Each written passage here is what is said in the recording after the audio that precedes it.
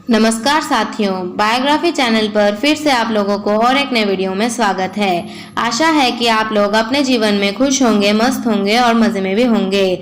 हमने आज फिर बॉलीवुड की बैकग्राउंड से जुड़ी हुई और एक नए किस्से से आप सभी को रूबरू कराने वाले हैं। बॉलीवुड के बैकग्राउंड में अनगिनत किस्से कहानियां छुपी हुई होती हैं जो कि आम जनों तक नहीं पहुंच पाते हैं।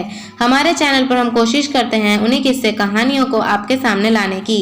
तो चलिए कहानियों पे चलते हैं, शुरू करते हैं बॉलीवुड के बैकग्राउंड से जुड़ी हुई, छुपी हुई और एक नए किस्से। 124 साल पहले रिकॉर्ड हुआ था सिनेमा के इतिहास का पहला गाना। कवि ऑफ ग्रामोफोन ने दी थी मधुर आवाज। सिनेमा जगत का पहला गाना 124 साल पहले रिकॉर्ड किया गया था, जिसे एक दिग्गज फनकार ने अपनी मधुर आवाज दी है। 1902 में रिकॉर्ड हुआ था पहला गाना। इस गायिका ने दी थी मधुर आवाज। 600 रिकॉर्ड्स के साथ बनाया था रिकॉर्ड। हिंदी सिनेमा का इतिहास 100 से ज्यादा का माना जाता है, लेकिन संगीत का इतिहास इससे भी पुराना है। इसका अंदाजा आप इस बात से लगा सकते हैं कि पहला गाना 124 साल पहले रिकॉर्ड किया गया था, जिसे हिंदुस्तानी शास्त्रीय संगीत की पहली पॉप स्टार ने अपनी मधुर आवाज दी थी। इतने सालों के बाद भी उनका पहला रिकॉर्ड किया गया गाना चर्चा में आ गया है। ऐसे में आइए जानते हैं कि वह कौन सा गाना था जिसे भारत के पहले रिकॉर्ड सॉन्ग की उपलब्धि हासिल है। साथ ही वह कौन सी गायिका थी जिसके ग्रामोफोन पर इस गीत के लिए अपनी आवाज रिकॉर्ड की थी। भारत का पहला रिकॉर्ड हुआ गाना।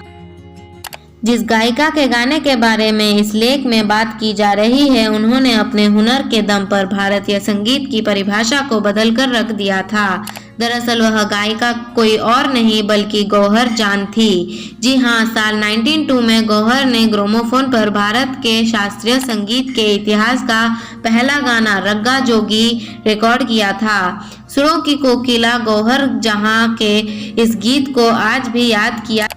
जैसे कि आप जानते हैं कि सिनेमा जगत में फिल्मों की मेकिंग की शुरू मुख्य मूवीज से हुई थी। उससे पहले से गौहर ने गानों को रिकॉर्ड करना शुरू कर दिया था, जो कि अपने आप में बड़ी बात थी। वह एक ऐसी गायिका थी जिन्होंने अपनी प्रतिभा बेजोड़ के दम पर खास मुकाम बनाया था।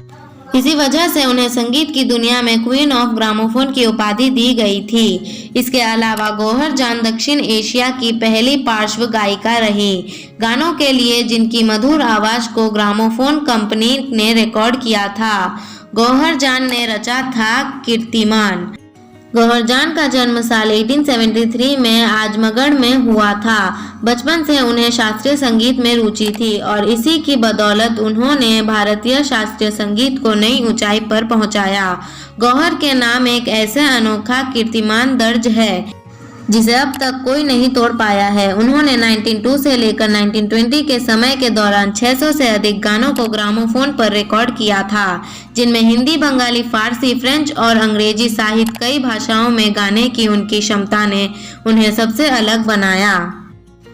धन्यवाद साथियों, आज के इस वीडियो में हमने क्वीन ऑफ ग्रामोफोन यानी गौहर जान के जीवन से जुड़ी हुई किस्से को आपके सामने रखने की कोशिश की है। उम्मीद है दोस्तों वीडियो आपको ज़रूर पसंद आई होगी।